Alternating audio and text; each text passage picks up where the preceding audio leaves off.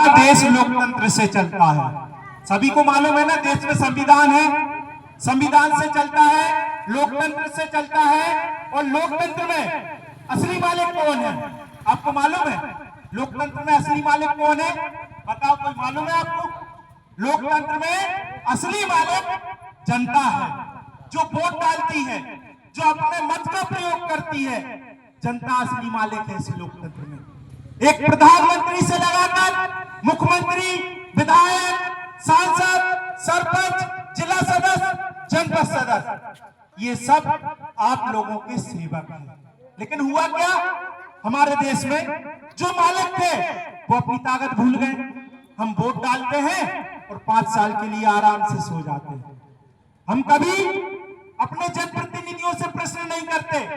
हमने जनप्रतिनिधि क्यों बनाया कि एक विधानसभा क्षेत्र से 3 लाख लोग, एक लोकसभा क्षेत्र से 10 लाख लोग एक साथ लोकसभा और विधानसभा में नहीं जा सकते। तो हम सबने एक व्यक्ति को चुन दिया कि भैया आप हमारी समस्याओं को सरकार के सामने उठाओगे, सरकार के सामने रखोगे। तो हम चुनते हैं सांसद और विधायक, इसीलिए चुनते हैं ना।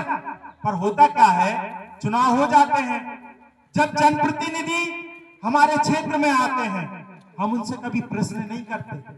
हम उनसे कभी नहीं पूछते कि भैया 5 साल में आपने हमारे बच्चे के लिए क्या करा, आपने 5 साल में हमारे ग्राम के विकास के लिए क्या करा, आपने 5 साल में हमारे स्वास्थ्य के लिए क्या करा, आपने 5 साल में हमारे ग्राम के पानी के लिए क्या करा। ईमानदारी से बताना, जब कोई जनप्रतिनिधि आता है आप पूछते हो क्या? कोई नहीं पूछते, हम नहीं पूछते। इसीलिए ये समस्याएं बनी हुई है। अब समय है, लोकतंत्र में असली ताकत जनता की है और हमें हमारी ताकत बताना है। अब शिक्षा की बात करूं, आप देखना हमारे देश में 2 प्रकार की शिक्षा है। एक स्टेट बोर्ड है, एक सीबीएसई है। गरीबों के लिए एमपी बोर्ड है, सरकारी स्कूल है। बड़े लोगों के लिए और पूंजीपति लोगों के लिए प्राइवेट स्कूल और सीबीएसई पैटर्न है। जब एक देश है तो भैया ऐसी व्यवस्था बनाओगा जिसमें एक गरीब का बेटा, एक अमीर का बेटा, एक नेता का बेटा, एक अधिकारी का बेटा एक छत के नीचे एक साथ बैठकर पढ़े। क्या हमारे देश में ये व्यवस्था है? नहीं है, क्योंकि ये नेता नहीं चाहते कि किसी गरीब का बेटा, किसान का बेटा, मजदूर का बेटा पढ़ लिख के कलेक्टर बन जाए, इंजीनियर बन जाए, डॉक्टर बन जाए। अगर आपका बेटा पढ़ लिख के डॉक्टर, इंजीनियर बनेगा तो वो इन नेताओं से प्रश्न पूछेगा, इनसे अधिकार मांगेगा, अपना हक मांगेगा। ये नहीं चाहते कि आपके बच्चे पढ़े और शिक्षित हो। ये चाहते हैं आपके बेटे इनके झंडे उठाएं, इनके बैनर लगाए और इनके नारे लगाए। आज आप देख लो, गांव-गांव में शराब बिक रही है। पहले गिनी चुनी जगह शराब बिका करती थी।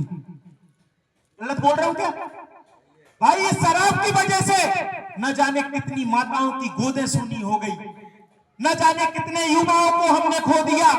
इस शराब की वजह से न जाने हमारे कितने भाइयों के लीवर और किडनी खराब हो गए। लेकिन शराब तो आज गांव-गांव बिक रही है। तो ये जिम्मेदारी किसकी थी? ये जिम्मेदारी उन जनप्रतिनिधियों की थी जिन्हें हमने वोट डालकर विधानसभा और लोकसभा पहुंचाने का काम किया है। वो अपनी जिम्मेदारी भूल गए। अब मैं आऊंगा किसानों पे।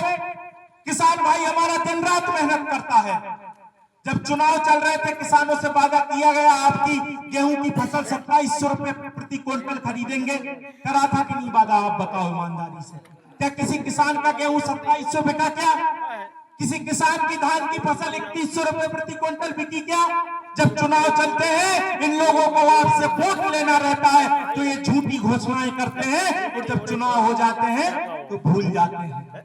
तो भाइयों, अब जागने का समय है। अपने गांव के लिए, अपने क्षेत्र के लिए, अपने बच्चे की शिक्षा के लिए, अपने बच्चे के रोजगार के लिए, क्योंकि इन मुद्दों पे हमने आज तक वोट नहीं दी, इसलिए ये समस्याएं बनी हुई है। तो आप जन सर्वोदय संगठन का सहयोग कीजिए।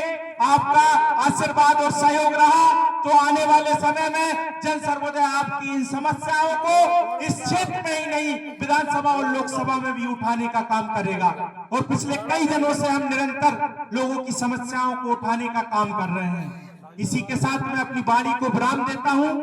और आपकी जो जल वाली समस्याएं हैं, आप लोग आपस में बैठ के एक मत हो जाइए, उसके बाद उस जल वाली जो समस्या है उसको आगे बढ़ाया जाएगा। बोलो भारत माता की। आवाज नहीं आ रही भैया, क्या बात है? एक बार जोरदार नारे के साथ बोलो भारत माता की।